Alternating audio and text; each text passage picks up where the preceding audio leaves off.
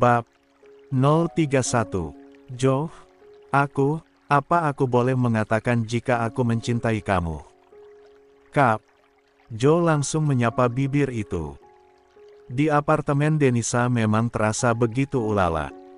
Namun di kamar Nadine malam ini pun tak kalah ulala. Alasan menjenguk sang anak selalu Rizal gunakan untuk menyesap manisnya tebing sang istri. Lelah dengan semua pekerjaannya akan hilang seketika, ketika dia telah masuk sempurna di dalam lubang. Kenikmatan milik sang istri. Ah mas, lirih Nadine, mereka melakukannya dengan sangat pelan, namun semakin menggigit. Lalu, berangsur jadi lebih bertenaga saat puncak itu nyaris mereka raih.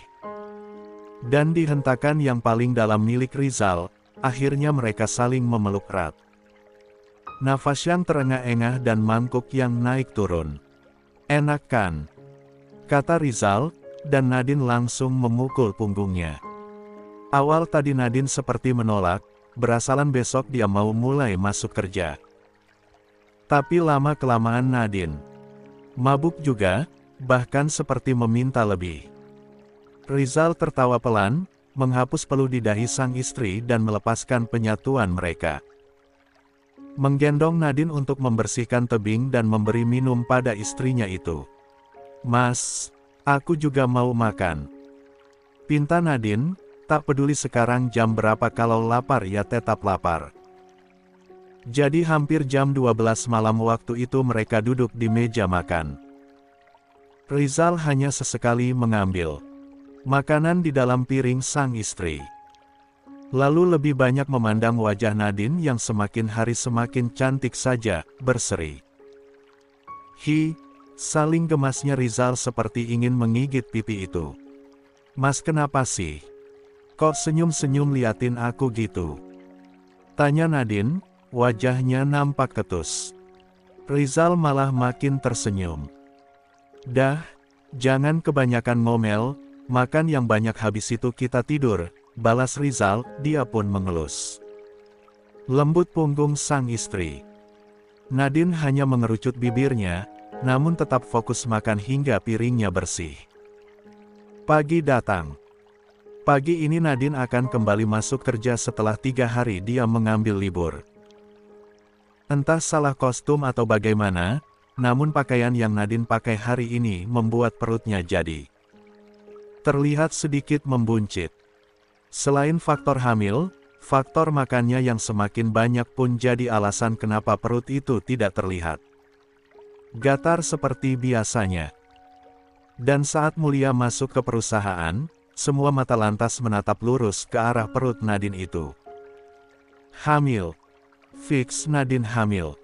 Anak siapa? Tidak mungkin anaknya Tuan Rizal kan? Tuan Rizal tidak mungkin punya skandal dengan sekretarisnya sendiri. Berarti benar dugaan kita selama ini, Nadine itu simpanan om-om.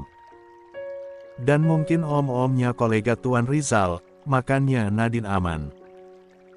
Dan masih banyak lagi umpatan-umpatan itu. Tapi tetap saja tidak ada yang berani menanyakan langsung pada Nadine. Apalagi citra Nadine di perusahaan ini adalah sekretaris paling galak. Tak ada yang berani bersitatap dengan sekretaris sang bos itu. Bianca yang juga menyadari jika perut Nadine mulai nampak tak biasa pun tersenyum kecil. Ya, untuk apa aku repot-repot turun tangan untuk menghancurkan wanita murahan itu? Karena dia akan menghancurkan hidupnya sendiri dengan kehamilan itu. Aku yakin 10.056 jika itu adalah anaknya Rizal, dan saat data terbongkar, boom. Oma Zaida pasti akan marah besar. Hahaha, tawa Bianca, namun tawanya hanya keluar di dalam hati. Tiba di meja kerjanya. Nadine duduk dengan nafas sedikit terengah. Dia bahkan langsung minum air yang dia bawa. Amar menatap dengan penuh selidik. Melihat Nadine nampak lebih berisi daripada biasanya.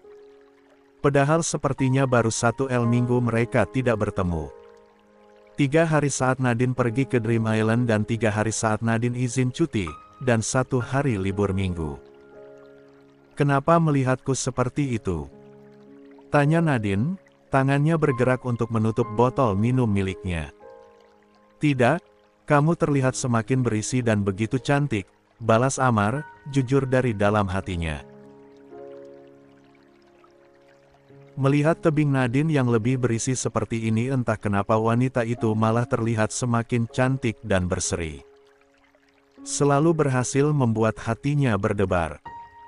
Nadine pilih acuh, hanya menanggapi dengan senyum kecil di sudut bibirnya. Hari itu ada sedikit meeting di ruangan Rizal. 5 kepala divisi dan Bianca dipanggil untuk menghadap. Nadine dan Amar juga masuk ke dalam sana untuk mencatat poin-poin penting dalam pertemuan itu. Nat, duduk di sampingku, titah Rizal. Baik Tuan. Interaksi itu hanya singkat saja, namun tetap menimbulkan banyak tanya.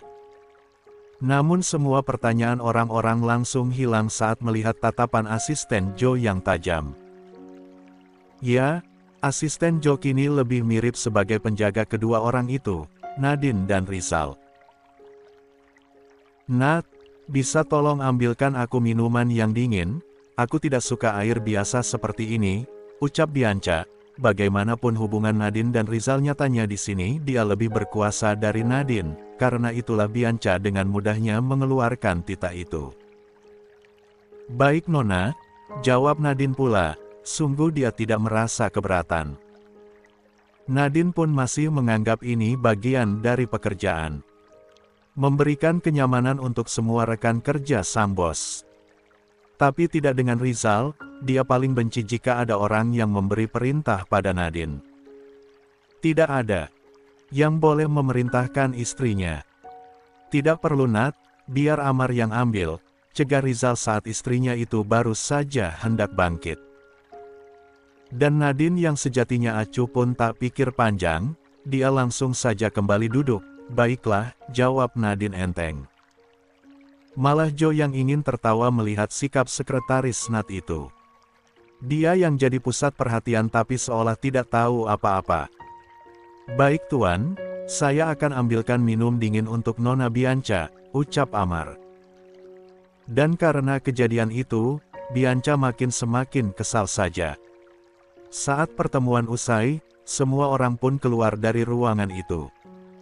Bianca sengaja bangkit dari duduknya paling akhir, dia ingin bicara berdua dengan Rizal meski hanya sedikit. Pura-pura bertanya tentang pembahasan mereka barusan. Tapi kemudian langkahnya yang di akhir itu malah membuatnya melihat sebuah pemandangan yang sangat menjijikan. Bianca melihat dengan jelas saat Rizal mengelus kedua bokong milik Nadine dan meremasnya kuat. Ahak! Malah mulut Bianca yang menganga. Sementara di depan sana Nadine langsung mengarahkan tangannya ke belakang dan meremas burung pria yang dia kagumi. Bianca makin mendelik. Hih! Menyebalkan, menyebalkan, menyebalkan. Kesal Bianca. Dia ingin memiliki hubungan yang seperti itu dengan Rizal. Sangat ingin. Tapi kenapa dia malah tidak dapat apa-apa dan sekretaris itu yang menikmati semuanya. Setelah mengantar Nadine keluar, Rizal berbalik dan masih melihat Bianca di belakangnya. Padahal dia kira Bianca sudah keluar lebih dulu. Dugaannya salah karena dia tidak memperdulikan keberadaan wanita ini. Kedua matanya hanya terus berporos pada sang istri. Rizal lantas menyingkir memberi jalan agar Bianca segera keluar. Dan wanita itu kini bersikap seolah tidak lihat apa-apa. Ren, ada hal yang tidak aku mengerti tentang pembicaraan tadi. Bisakah menjelaskannya padaku saat makan malam? Tanya Bianca dengan lembut. Coba memanggil Sisi Casanova pria ini. Bianca tidak tahu jika Rizal sudah tobat. Bahkan semangat panennya sedikit pun tidak terpancing saat ketika melihat Bianca yang terus menggodanya. Kalau tidak paham ya baca ulang, minta saja salinannya pada Amar. Keluarlah, balas Rizal. Sebuah jawaban yang membuat Bianca kehilangan semua kata-katanya. Mau tidak mau dia pun akhirnya keluar. menatap Nadine dengan sinis. Lalu pergi begitu saja. Loh, Nona Bianca masih di belakang, kukira tadi dia sudah keluar duluan, ucap Nadine. Kukira juga begitu, balas Amar. Nadine jadi tersenyum kikuk, menerka-nerka jika Bianca melihat saat dia meremas burung sang suami. Nadine menggaruk kepalanya yang tidak gatal. Hari-hari pun berlalu hingga ganti bulan, sampai akhirnya kehamilan Nadine membuat perutnya semakin besar saja. Makin memperjelas jika saat ini dia tengah hamil. Tidak perlu diumumkan atau dijelaskan secara gamblang karena perut itu sudah jadi bukti nyata. Tapi Nadine tidak pernah sedikit pun berniat untuk menutupi kehamilannya ini. Dia tetap menggunakan baju seperti biasa dan percaya diri dengan perutnya yang membuncit. Bahkan tatapannya masih terlihat angkuh seperti biasa seolah tidak merasa bersalah sedikit pun. Beberapa karyawan berspekulasi bahwa Nadine telah menikah tapi tidak diumumkan. Beberapa orang lainnya masih tetap menuduh bahwa Nadine tidak pernah melakukan pernikahan dan bayi itu adalah bayi haram. Tapi sungguh, baik Nadine ataupun Rizal tidak pernah memperdulikan desas-desus tersebut. Mereka berdua tetap saja menikmati harinya dengan begitu indah, penuh cinta, penuh semangat panen. Sesekali mereka bahkan ketahuan tertawa bersama atau saling memeluk erat. Tapi jika berhubungan dengan sang bos, maka tidak ada yang bisa melarang, melawan apalagi protes. Ini kantor milik Rizal, terserah pria itu mau melakukan apa. Masalahnya adalah Nadine. Kenapa wanita itu tidak tahu diri? Sudah hamil anak orang lain masih juga menggoda sang bos. Sampai akhirnya di hari Senin ini Oma Zaida datang ke perusahaan. Dia kesepian di rumah karena sudah tidak ada lagi Mama Mulia. Mama Mulia telah kembali ke rumahnya sendiri, rumah yang baru karena renovasinya telah rampung. Kedatangan Oma Zaida ke perusahaan itu disambut baik oleh seluruh karyawan. Rata-rata membatin bahwa ini adalah akhir dari hidup Nadine. Wanita itu hamil secara tidak terhormat dan kini malah merayu Rizal. Mereka semua seperti sedang menunggu ada pertunjukan bagus, saat Nadine dijambat keluar dari perusahaan ini oleh Oma Zaida. Semua orang tersenyum lebar termasuk Bianca. Bianca bahkan segera menemuinya Oma Zaida dan memberi salam hangat. Beralasan bahwa dia akan mengantarkan Oma Zaida sampai di ruangan Rizal. Selamat pagi Oma Zaida, aku adalah Bianca, brand ambasador perusahaan ini, terang Bianca dengan sangat ramah, dia menunjukkan sisinya yang begitu lemah lembut. Bicara memperkenalkan diri dengan kepala yang sedikit menunduk. Oma Zaida tersenyum kecil dan mengangguk. Nama Bianca seperti tidak asing baginya, tapi dia juga lupa ini Bianca yang mana. Oma Zaida tidak ingat jika Bianca pernah mengirimnya foto-foto tentang Nadine dan Rizal. Lagi pula baginya foto-foto itu bukanlah hal yang penting, karena setiap hari dia pun selalu melihat kemesraan cucu dan cucu menantinya tersebut. Saya akan mengantar Anda hingga tiba di ruangan Rizal, terang Bianca lagi. Dan Oma Zaida pun tidak menolak kebaikan wanita ini. Mereka berdua jalan dari lobi menuju lift. Oma Zaida apa sudah mendengar desas-desus yang terjadi di perusahaan ini? Tanya Bianca, memulai misinya untuk menyulut api kemarahan Oma Zaida. Tipis-tipis akan dia pengaruhi agar kemarahan Oma Zaida pada Nadine nanti semakin menggebu-gebu. Desas-desus. Memangnya ada desas-desus apa? Oma sudah lama tidak datang ke perusahaan ini, jadi tidak tahu apa-apa, balas Oma Zaida, dia bahkan tersenyum kecil. Baru pertama kali bertemu tapi wanita ini sudah mengajaknya untuk menggosip. Oma Zaida geleng-geleng kepala kecil. Amit-amit kalau punya menantu seperti ini. Batinnya. Ini tentang sekretaris Nadine Oma. Sekretaris Nat. Ada apa dengan dia? Tanya Oma Zaida pula, kini raut wajahnya terlihat lebih antusias dan hal itu membuat Bianca jadi semakin senang. Bianca tidak tahu jika dia sedang diawasi oleh Oma Zaida. Jika sedikit saja Bianca mengutarakan sebuah kebohongan tentang cucu menantunya, maka Oma Zaida tidak akan segan untuk langsung menendang wanita ini keluar dari perusahaan. Sekretaris Nat sudah memberikan citra buruk untuk perusahaan ini. Pergaulannya yang bebas benar-benar tidak bisa ditoleransi. Saat ini dia tengah hamil, padahal dia belum pernah menikah. Terang Bianca dengan suara yang menggebu-gebu. Saat itu pintu lift terbuka dan mereka berdua segera masuk dalam sana, membuat pembicaraan itu serasa lebih intens. Oma Zaida mengerutkan dahi, lancar sekali wanita ini menjelek-jelekkan Nadine kesayangannya. Oke baiklah, kita lihat apa lagi yang akan dia katakan. Geram Oma Zaida di dalam hatinya. Parahnya lagi Oma, sekretaris Nat itu seperti terang-terangan menggoda Rizal. Astaga, aku sampai merinding kalau ingat kejadian itu, ucap Bianca lagi, lengkap dengan tebingnya yang terlihat bergidik jijik. Bianca ingat saat melihat secara langsung Nadine meremas burung milik pria pujaannya itu. Dan hal itu pun dia ceritakan secara gamblang pada Oma Zaida. Astaga, batin Oma Zaida. Dia sampai memijit keningnya gara-gara mendengar cerita mesum itu. Rizal benar-benar telah berhasil merusak Nadine-nya, jadi sama-sama mesum sampai tidak tahu tempat. Dan melihat Oma Zaida yang nampak syok, makin bahagialah Bianca jadinya. Dia bahkan langsung merengkuh pundak Oma Zaida agar tetap kuat berdiri, lalu pura-pura ikut bersedih tentang hal ini. Oma Zaida yang sabar ya, tenang, aku yakin Rizal tidak akan tergoda dengan sekretaris murahan itu.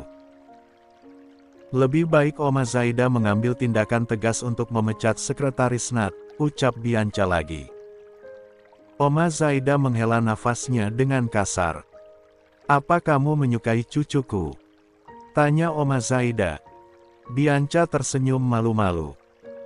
Semua orang pasti tertarik dengan Rizal Oma, tapi aku tahu batasanku, kami tetap bekerja secara profesional jika di perusahaan, terang Bianca lagi. Benar-benar manis lidahnya. Siapa namamu? Tanya Oma Zaida lagi. Bianca Oma. Bianca? Ya, balas Oma Zaida. Dia akan mengingat-ingat nama tersebut lalu nanti akan dia katakan pada Rizal untuk segera memecatnya. Orang-orang seperti Bianca ini akan semakin berbahaya jika tetap dibiarkan dalam perusahaan. Karena orientasinya bukan untuk bekerja, tapi membuat keributan. Dan setelah cukup lama pembicaraan itu berlangsung akhirnya pintu lift pun terbuka. Oma Zaida merasa. Oma Zaida adalah wanita terhormat jadi dia tidak suka membuat keributan untuk menyelesaikan sebuah masalah. Biar saja nanti Bianca langsung dipecat tanpa dia perlu repot-repot. Nadine di meja sekretarisnya menatap dengan dahi berkerut saat melihat Oma Zaida datang bersama Bianca. Dia mengerucutkan bibirnya merasa cemburu. Harusnya tadi Oma Zaida bilang kalau mau datang ke sini, jadi Nadine bisa menjemput di bawah. Wajah cemberut Nadine itu membuat Oma Zaida ingin tertawa, dia tahu pasti Nadine kesal karena dia datang bersama Bianca. Nat, ikut Oma masuk ke ruangan Rizal, ucap Oma Zaida langsung, ketika dia dan Bianca sudah tiba di meja sekretaris. Baik Oma, jawab Nadine patuh. Dan Bianca tersenyum dengan sangat lebar. Rasakan, batin Bianca. Sudah tidak sabar melihat Nadine didepak dari perusahaan ini. Tiba di dalam ruangan Rizal, Oma Zaida langsung menatap tajam pada sang cucu. Sementara Rizal sendiri cukup terkejut dibuatnya dengan kedatangan sang nenek.